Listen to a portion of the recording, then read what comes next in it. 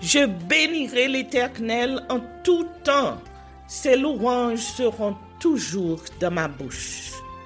Ou j'aime qu'on ait un problème. Et puis qu'elle est content comme ça. Ah, m'pas caché Dieu. Depuis que commence li Bible moi chaque jour, me senti charge problème moi yo sorti sous dôme. Si c'est comme ça, moi pour aller couvrir acheter un Bible. Dégagez au marché. Mais en attendant, ou qu'attendez radio télévision d'espoir? Radio Vision d'Espoir. Oh, moi t'attendais une annonce comme ça, oui. Mais qui ça a te dit? Lecture de la Bible en un an. Une émission qui vous accompagne à la découverte des trésors cachés de la parole de Dieu sur Radio Télévision d'Espoir. Chaque jour de 11h à 11h30 du matin, excepté mercredi 5h30, 6h de l'après-midi, samedi 7h30, 8h du matin, avec les sœurs Chantal Saint-Hubert, Claude Louis Orisma et votre servante Maudeline Maurice Hilaire.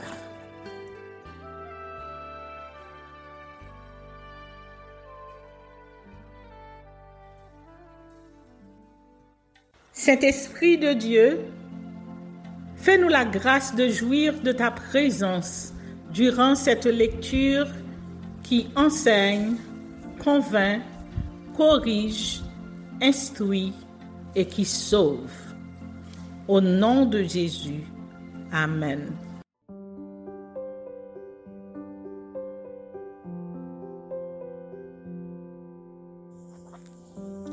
Job chapitre 28. Il y a pour l'argent une mine d'où on le fait sortir, et pour l'or un lieu d'où on l'extrait pour l'affiner. Le fer se tire de la poussière, et la pierre se fond pour produire l'airain.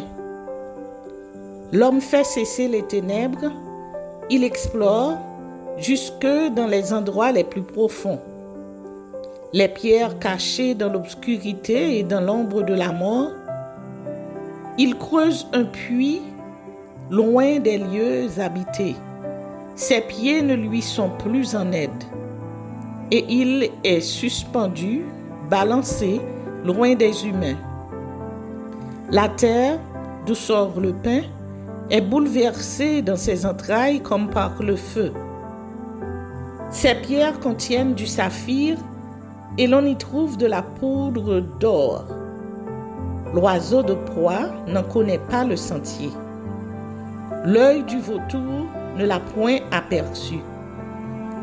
Les plus fiers animaux ne l'ont point foulé. Le lion n'y a jamais passé. L'homme porte sa main sur le roc. Il renverse les montagnes depuis la racine. Il ouvre des tranchées dans les rochers et son œil contemple tout ce qu'il y a de précieux. Il arrête l'écoulement des eaux et il produit à la lumière ce qui est caché. Mais la sagesse, où se trouve-t-elle? Où est la demeure de l'intelligence? L'homme n'en connaît point le prix. Elle ne se trouve pas dans la terre des vivants. L'abîme dit, elle n'est point en moi. Et la mer dit, elle n'est point avec moi. Elle ne se donne pas contre de l'or pur. Elle ne s'achète pas au poids de l'argent. Elle ne se pèse pas contre l'or d'Ophir, ni contre le précieux onyx, ni contre le saphir. Elle ne peut se comparer à l'or ni au verre. Elle ne peut s'échanger pour un vase d'or fin. Le corail et le cristal ne sont point auprès d'elle. La sagesse vaut plus que les perles. La topaze d'Éthiopie n'est point son égale, et l'or pur n'entre pas en balance avec elle. D'où vient donc la sagesse? Où Où est la demeure de l'intelligence? Elle est cachée aux yeux de tout vivant. Elle est cachée aux oiseaux du ciel. Le gouffre et la morgue disent, nous en avons entendu parler. C'est Dieu qui en sait le chemin. C'est lui qui en connaît la demeure, car il voit jusqu'aux extrémités de la terre. Il aperçoit tout sous les cieux. Quand il régla le poids du vent et qu'il fixa la mesure des eaux, quand il donna des lois à la pluie et qu'il traça la route de l'éclair et du tonnerre, alors il vit la sagesse et la manifesta. Il en posa les fondements et la mit à l'épreuve. Puis il dit à l'homme, voici, la crainte du Seigneur, c'est la sagesse. S'éloigner du mal, c'est l'intelligence.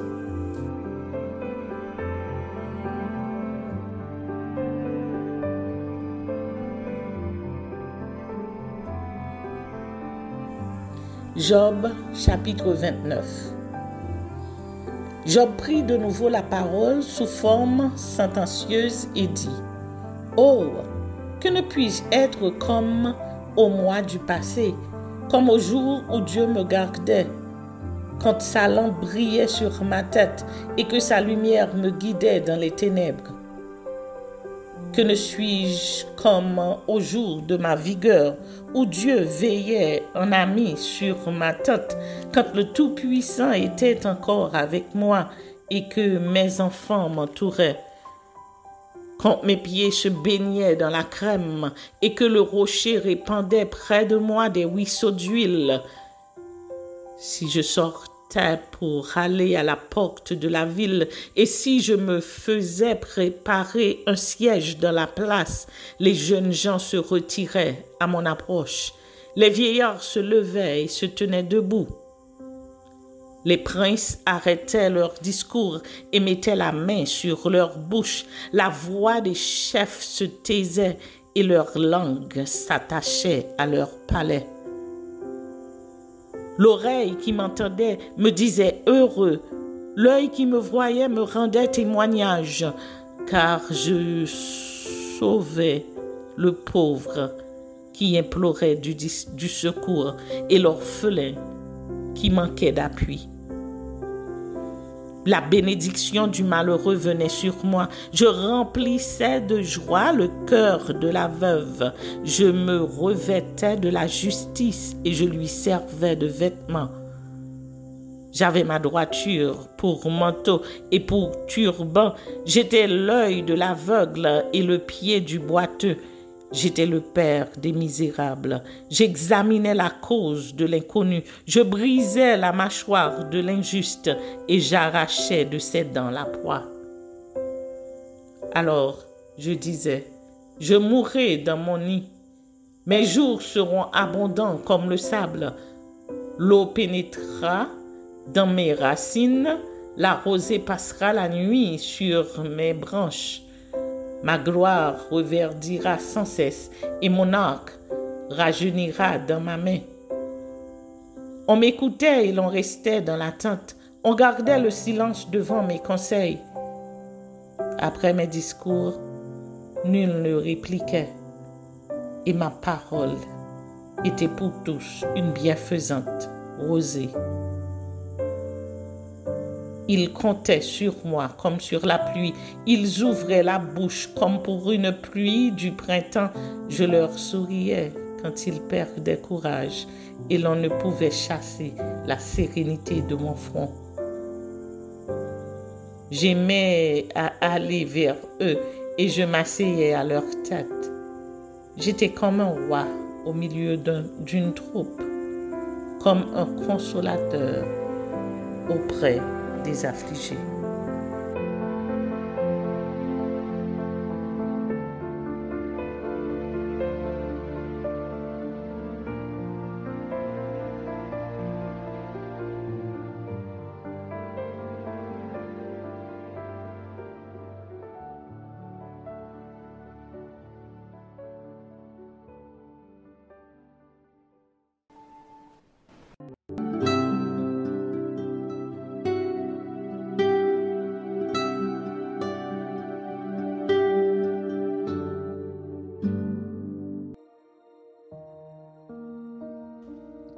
Endurcissement et ruine d'Israël. Osée chapitre 13. Lorsqu'Éphraïm parlait, c'était une terreur. Il s'élevait en Israël. Mais il s'est rendu coupable par Baal et il est mort. Maintenant, ils constituent à pécher. Ils se font avec leur argent des images enfantes, des idoles de leur invention. Toutes sont l'œuvre des artisans. On dit à leur sujet que ceux qui sacrifient baisent les veaux. C'est pourquoi ils seront comme la nuée du matin, comme la rosée qui bientôt se dissipe, comme la balle emportée par le vent hors de l'air, comme la fumée qui sort d'une fenêtre. Et moi, je suis l'Éternel, ton Dieu, dès le pays d'Égypte. Tu ne connais d'autre Dieu que moi, et il n'y a de sauveur que moi. Je t'ai connu dans le désert, dans une terre aride. Ils se sont rassasiés dans leur pâturage. Ils se sont rassasiés et leur cœur s'est enflé. C'est pourquoi ils m'ont oublié. Je serai pour eux comme un lion, comme une panthère, je les épierai sur la route. Je les attaquerai comme une ours à qui l'on a enlevé ses petits, et je déchirerai l'enveloppe de leur cœur. Je les dévorerai comme une lionne, les bêtes des champs les mettront en pièces. Ce qui cause ta ruine, Israël, c'est que tu as été contre moi, contre celui qui pouvait te secourir. Où donc est ton roi? Qu'il te délivre dans toutes tes villes. Où sont tes juges au sujet desquels tu disais, donne-moi un roi et des princes? Je t'ai donné un roi dans ma colère, je te l'ôterai dans ma fureur. L'iniquité d'Éphraïm est gardée, son péché est mis en réserve. Les douleurs de celle qui enfante viendront pour lui. C'est un enfant peu sage, qui, au terme voulu, ne sort pas du sein maternel. Je les rachèterai de la puissance du séjour des morts, je les délivrerai de la mort. Ô mort, où est ta peste? Séjour des morts, où est ta destruction? Mais le repentir se dérobe à mes regards. Éphraïm a beau être fertile au milieu de ses frères. Le vent d'Orient viendra, le vent de l'Éternel s'élèvera du désert, desséchera ses sources, tarira ses fontaines. On pillera le trésor de tous les objets précieux. Samarie sera punie parce qu'elle s'est révoltée contre son Dieu. Ils tomberont par l'épée, leurs petits-enfants seront écrasés, et l'on fendra le ventre de leurs femmes enceintes. Amen.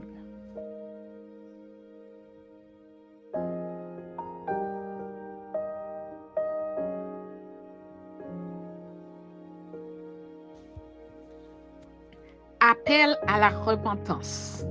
Osée chapitre 14. Israël, reviens à l'Éternel ton Dieu, car tu es tombé par ton iniquité. Apportez avec vous des paroles et revenez à l'Éternel. Dites-lui, pardonne toutes les iniquités et reçois-nous favorablement. Nous t'offrirons au lieu de taureaux l'hommage de nos lèvres. L'Assyrien ne nous sauvera pas.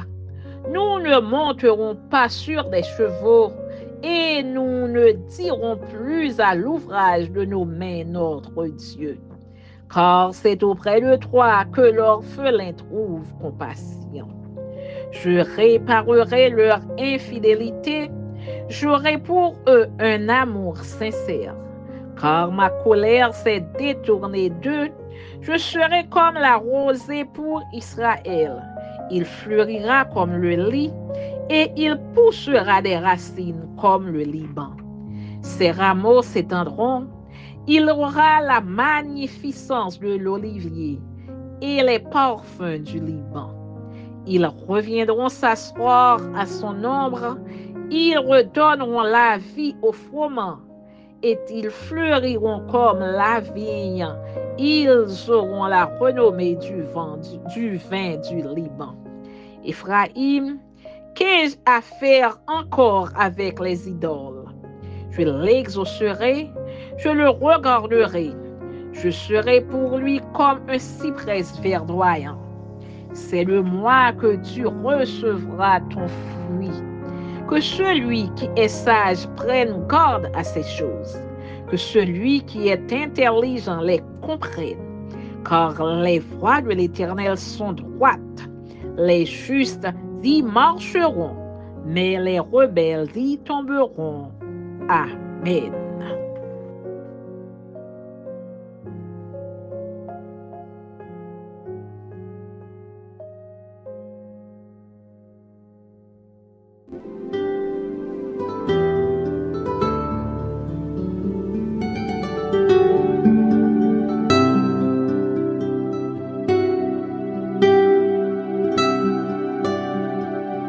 Merci Seigneur de nous donner le discernement dans la lecture de ta parole, que nous y prêtions attention afin d'appliquer notre cœur à la sagesse.